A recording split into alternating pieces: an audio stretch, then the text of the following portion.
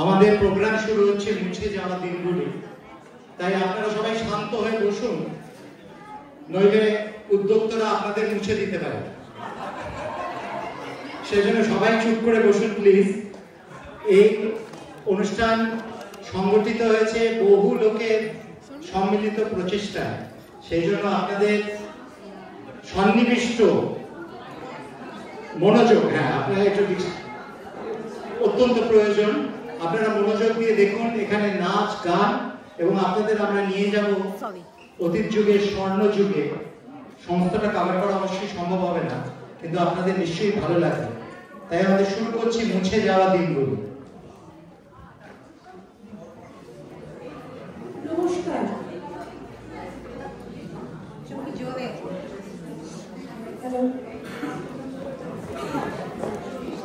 Hello.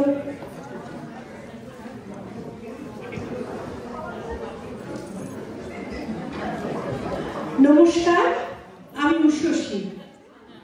শুরু করছি আজকের অনুষ্ঠান মুছে যাওয়া দিনগুলি।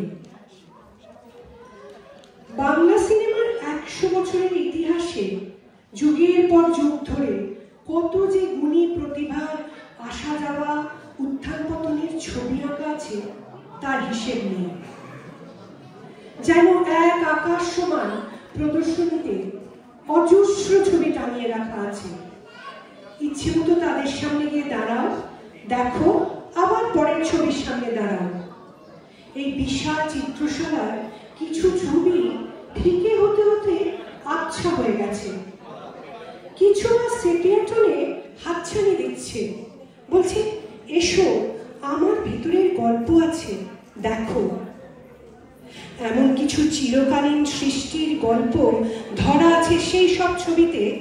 দেখুন তো, তাদের মধ্যে কারা মুছে যাওয়া দিনের সাথে হারিয়ে গেল, আর কারাই বা স্বর্ণযুগ হয়ে অবিস্মরণীয় হয়ে রয়ে গেল। শুরুটা ছিল নির্বাক চলচ্চিত্রের যুগ।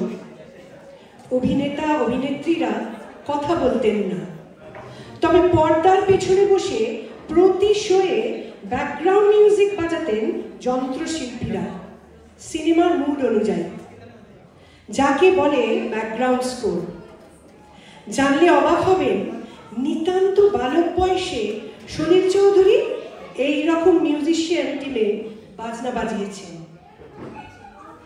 প্রযুক্তির উন্নতির সাথে সাথে শব্দ যোগ হলো রিলের সাথে। কিভাবে গড়ে উঠেছিল সারা ভারতের গর্ব নিউ থিয়েটার স্টুডিও, সে গল্প কি জানেন? প্যারীচরণ সরকার লেনের নাম নিশ্চয়ই সবাই জানেন। বাঙালির প্রথম ইংরেজি textbook, first book writer প্যারীচরণের নাতি বীরেন্দ্রনাথ সরকার বিলেত থেকে ইঞ্জিনিয়ারিং পাশ করে এসে ব্যবসা ঠিকমতো জমাতে পারলেন না। একদিন অফিস ফেরতা গ্র্যান্ড হোটেলের পাশে ওর গাড়ির লম্বা জামে দাঁড়িয়ে দেখলেন পাশের সিনেমা হলে ব্ল্যাকে টিকিট বিক্রি হচ্ছে। সেই শোয়ের হাউসফুল হয়ে গেল।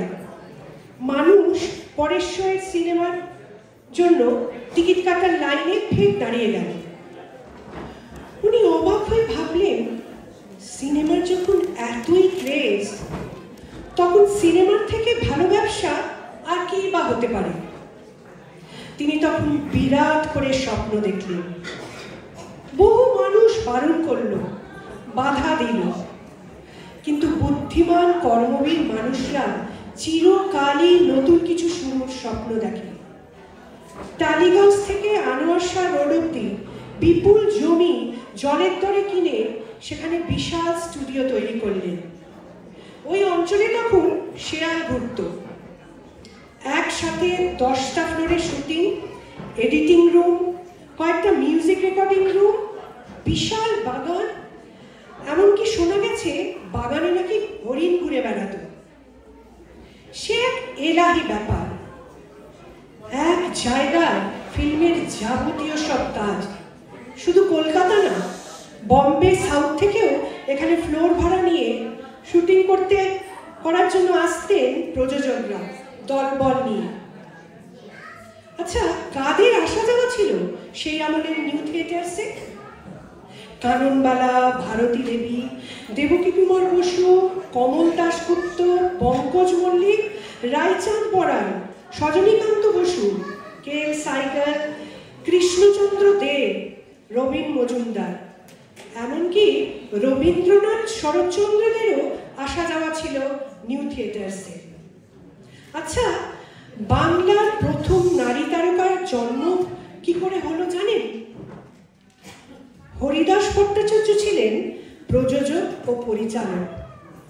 তার স্ত্রী, বিখ্যাত অভিনেত্রী কাননবালা, সেই সময় নায়িকা হিসেবে সবে সুনাম করতে শুরু করেছেন এবং একটি দুটো হিট গানও দিয়েছেন। তখন যে সিনেমা তৈরি হবে তার সুরকার বিখ্যাত পণ্ডিত রায়চাঁদ বড়াল। তিনি সদা গম্ভীর। কাননবালাকে গাইতে হবে ঠুমরি, কিন্তু কাননবালার কখনো শাস্ত্রীয় সঙ্গীতের তালিম হয়নি। সুরকার অত্যন্ত রাশভারী, সবাই তাকে ভয় পায়। ভুল তার সারাক্ষণ কুঁচকেই আছে। বোকাঝোকা করেন না, তবে পান থেকে চুন খসলেই গায়ক বা গায়িকা ক্যাচ করে বাতিল। কানন দেবীর অডিশন, ঘরের চারিদিকে মিউজিশিয়ান, মাঝে প্রোডাকশনের মালকিন, অভিনেত্রী গায়িকা কানন দেবী বসা। রায়চাঁদ ঠুমরির এক লাইন গাইলেন, বললেন, গে শোনাতে পারবেন? কানন দেবী বললেন, আর একবার শুনি। কুঞ্চিত ভ্রু যেন আরো ঘন হলো, কিন্তু লাইনটা আবারও গাইলেন। কানন দেবী অবিকল গেয়ে দিলেন। এবার দ্বিতীয় লাইন, এবং দ্বিতীয় লাইনও অবিকল গাইলেন কাননবালা। এবার ভুরুর ভাঁজ গেল, মুখে কিছু বললেন না, কিন্তু মিউজিশিয়ানদের দিকে চাইলেন। তারা তো প্রশংসায় লাফিয়ে উঠল। হ্যাঁ, সেদিন বাংলার প্রথম নারী তারকার জন্ম হলো। পরবর্তীতে তুফান মেল, আমি বনফুলের মতো বিখ্যাত বহু গানে মাতিয়েছেন বাংলার দর্শক শ্রোতাকে অভিনেত্রী গায়িকা কাননবালা। আর এই একই গান গেয়ে আজকের শ্রোতা দর্শকদের মাতিয়ে রাখবেন আমাদের কণ্ঠশিল্পী ফাল্গুনী। তার সাথে নৃত্যে আছেন সুজাতা।